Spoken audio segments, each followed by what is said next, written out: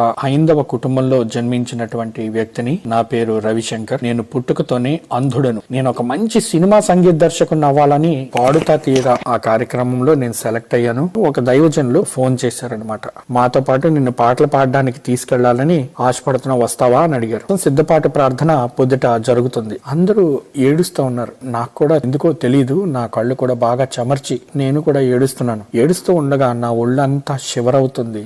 ఆ షివరింగ్ లోంచి ఒక మాట అయితే నాకు వినిపిస్తుంది, ఎవరో చదువుతున్నట్టు. నా కుమారుడ తల్లి గర్భంలో పిండముగా రూపించబడక ముందే నేను నిన్ను ఎరిగి ఉన్నాననే మాట. తెలియకుండానే ఏడుస్తూనే ఉన్నాను.